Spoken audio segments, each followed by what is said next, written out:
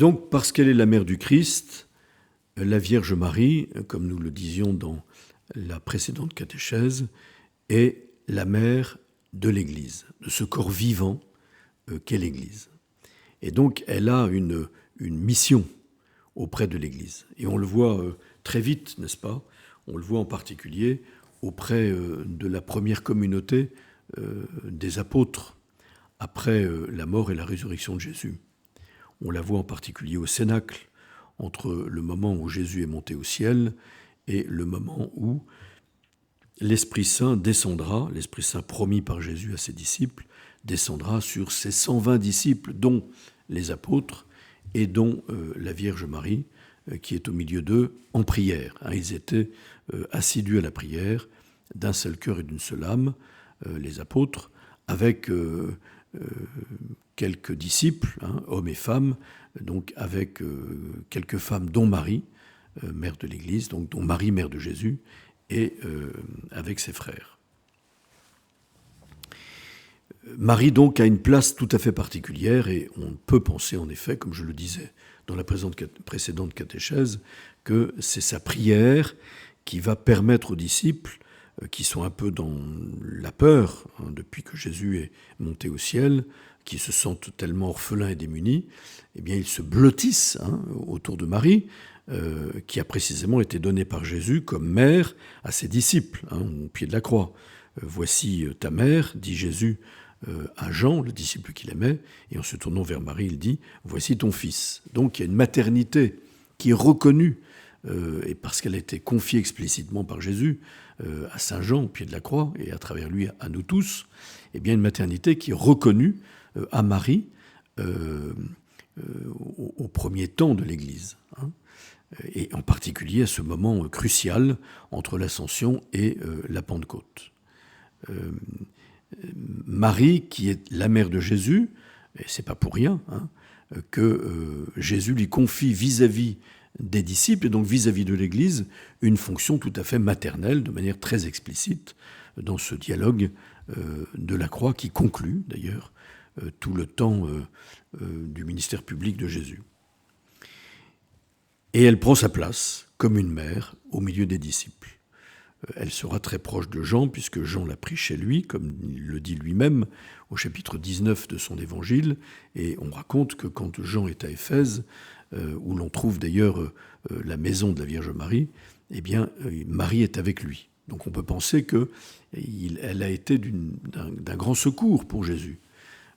Elle connaît le mystère du Christ mieux encore que Jean, qui déjà l'a pénétré de l'intérieur mieux que les autres apôtres.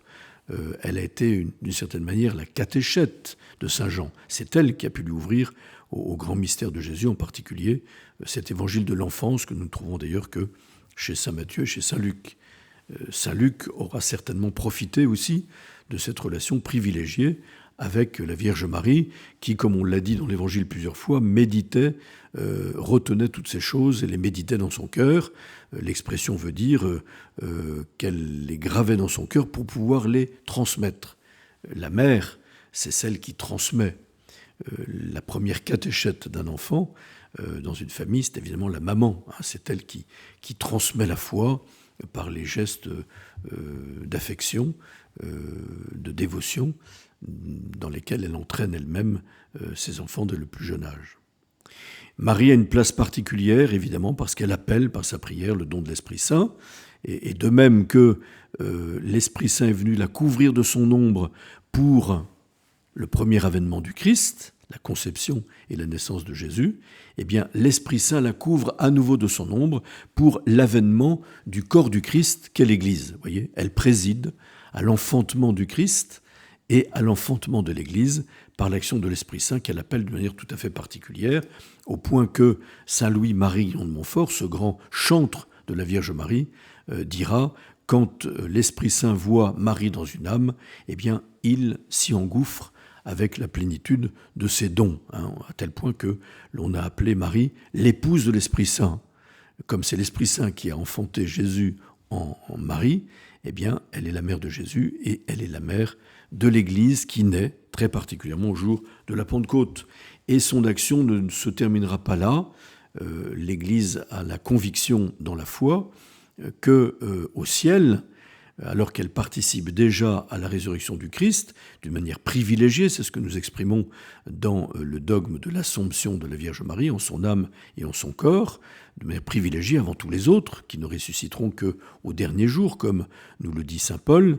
eh bien, elle continue d'intercéder pour l'Église, et elle est même appelée à visiter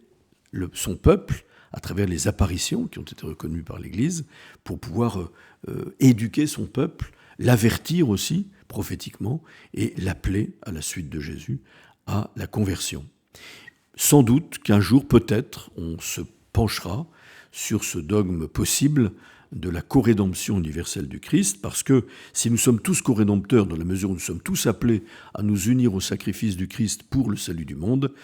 il est évident que Marie l'a fait d'une manière beaucoup plus parfaite, d'une manière unique et singulière, elle qui est au pied de la croix, dont le cœur est transpercé par un glaive, comme l'avait annoncé le prophète Siméon au jour de la présentation de Jésus au temple, au même moment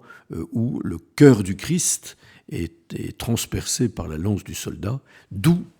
jaillit le sang et l'eau, c'est-à-dire toute l'économie sacramentelle, et même l'Église, qui naît du côté endormi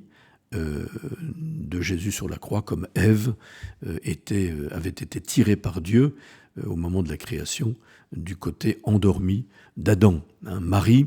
est tellement unie au Christ dans l'œuvre de la rédemption qu'elle mérite de participer par anticipation à la victoire de la mort dans la résurrection. Et donc, il est bien séant d'imaginer qu'elle pourrait être un jour proclamée corédemptrice universelle du genre humain.